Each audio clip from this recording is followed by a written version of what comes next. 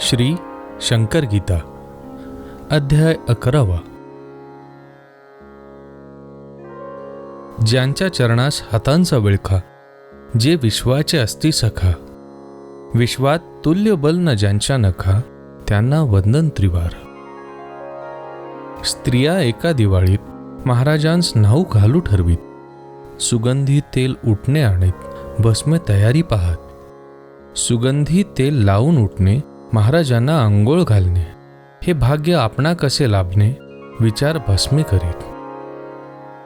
महाराज नानी घरात जात, धोतर सोड भस्मेस म्हणत। महाराज दिगंबर ते होत, स्त्रिया कैशा जातील।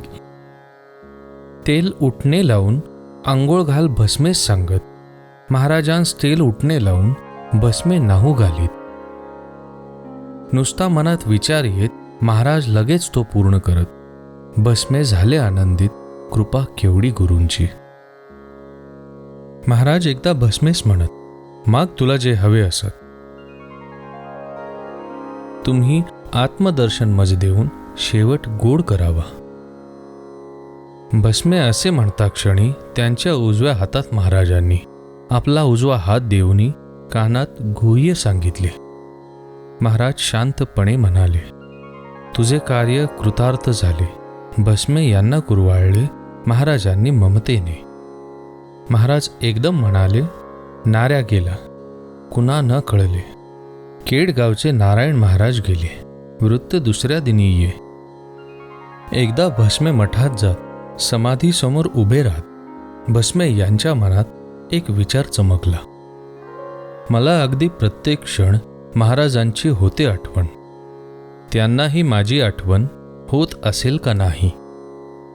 आता आठवण रे तुझी कायम ठेवतो पहा मी। समाधीतून घुमला ध्वनी, भस्मे ध्वनी ऐकत। भस्मे जो बांधीत फेटा, तोच महाराजांच्या मस्तकी दिसला। अगदी तसाच होता बांधलेला, भस्मे चकित झाले। तेव्हापासून मूर्तीला तसाच फेटा बांधण्याला सुरुवात झाली, रिवाज पडला। यातील गुह्य असे हे। आचार्य अत्रे मराठीत एक अग्रलेख लिहित, गृहमंत्री कन्नमवार यांच्यावर खरमरीत अत्यंत जाहला। कन्नमवार पत्नीने सत्वर खटला भरला अत्र्यांवर। अत्र्यांना अटक होणार एवढे प्रकरण रंगले।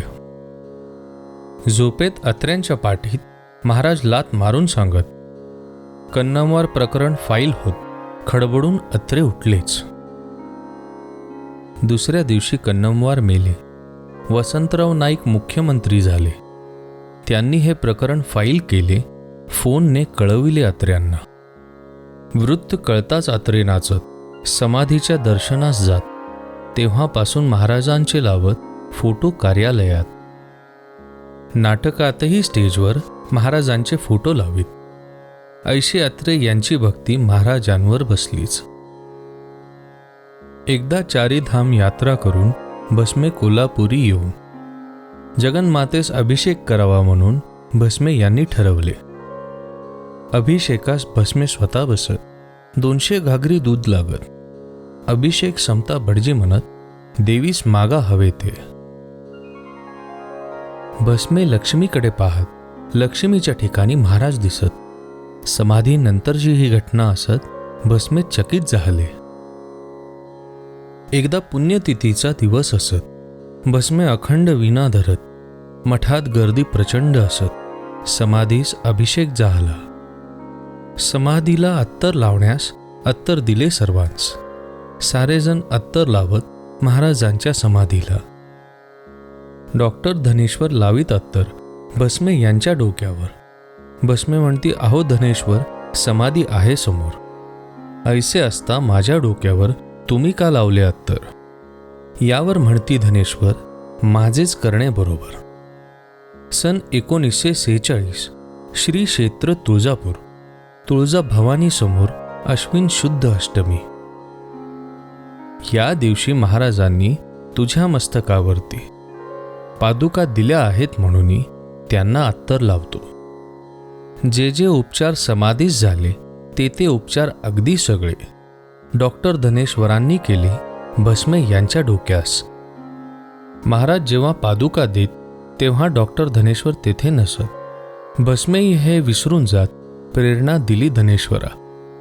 धनेश्वर परमार्थात पुढे असत. महाराजच त्यांना प्रेरणा देत. महाराज त्यांना मुखाने वदत जाणीव होण्या भस्मेंना. पुण्याचे दत्तात्रय गणेश अभ्यंकर यांच्या घरी म्हणाले महाराज, अंतापुरी दावल मलिक म्हणून पीर दर्गा असे जो.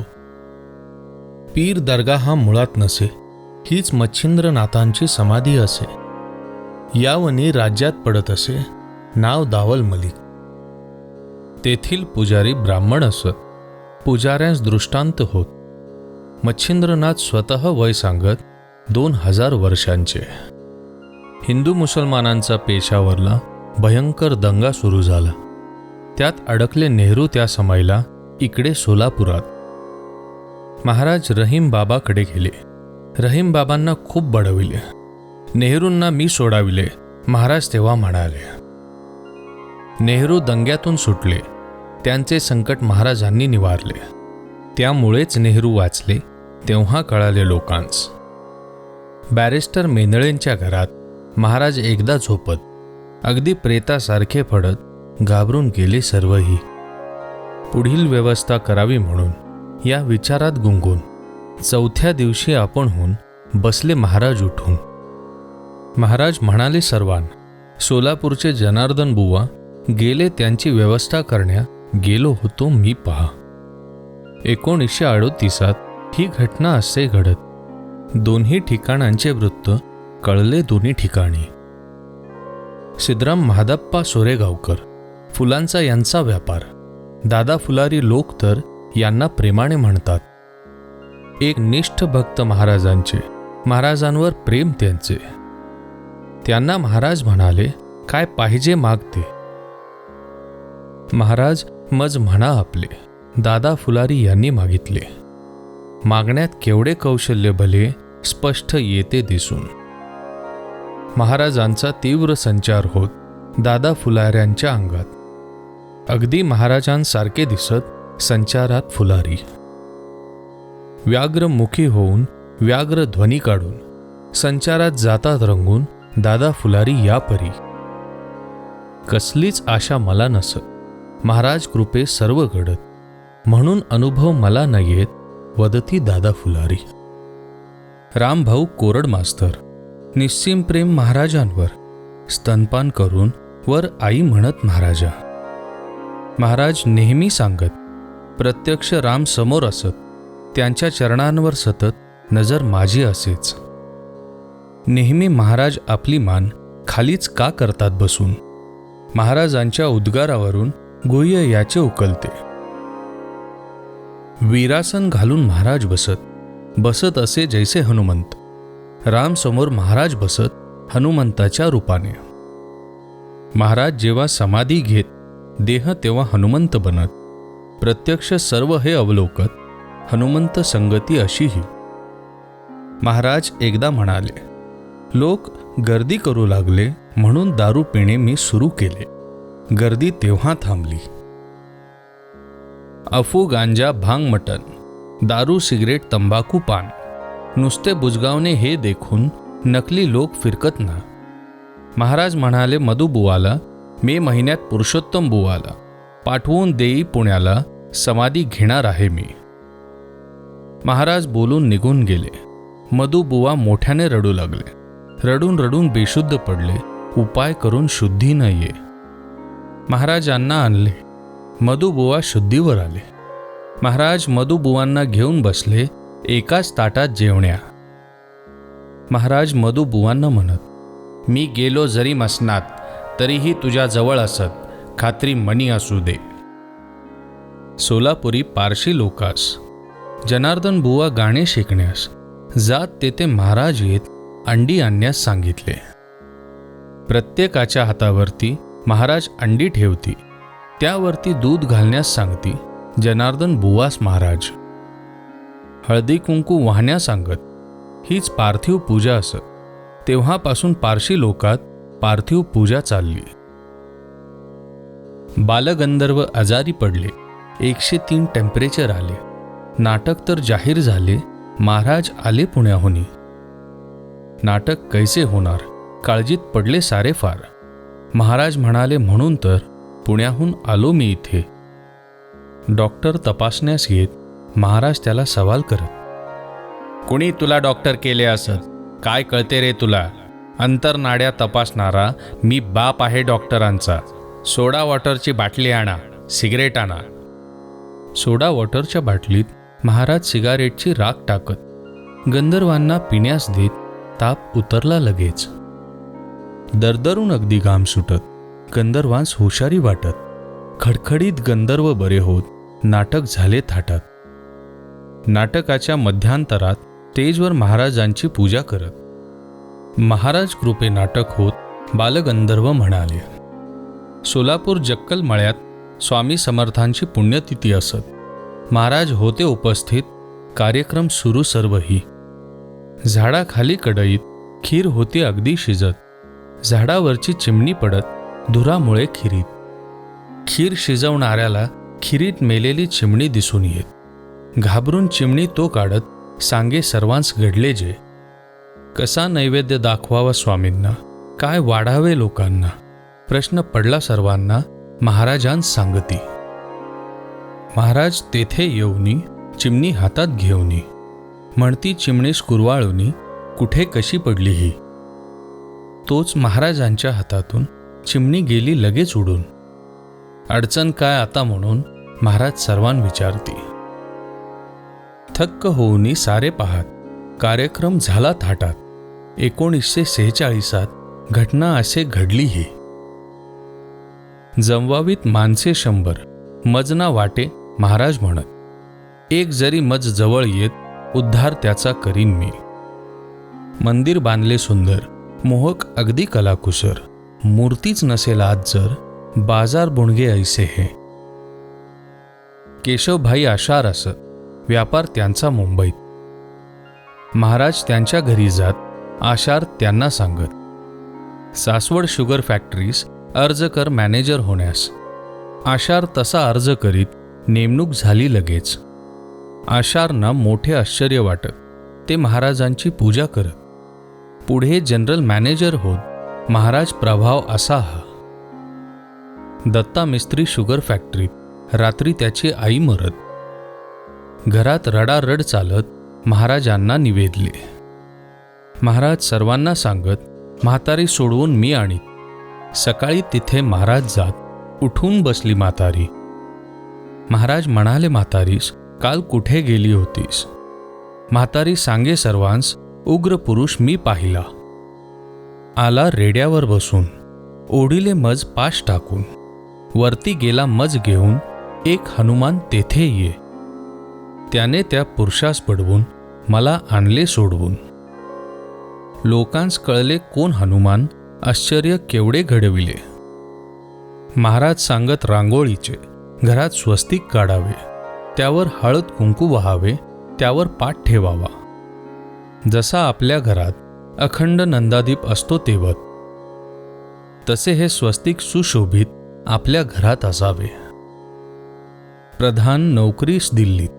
अचानक त्यांना तार येत. थोरले बंधू अत्यव्यस्त असत. तत्काळ यावे मुंबईला.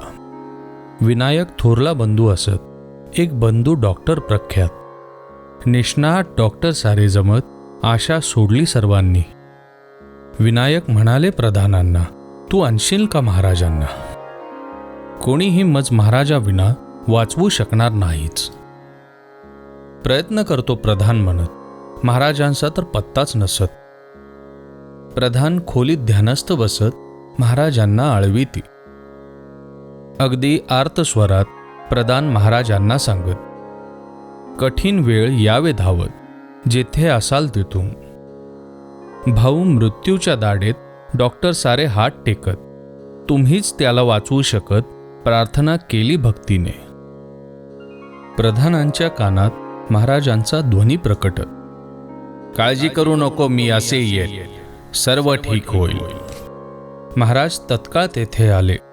विनायकाच्या खोलीत गेले. विनायकाचे डोके थोपटले. हात कपाळी ठेवले. तू बरा झालास आता.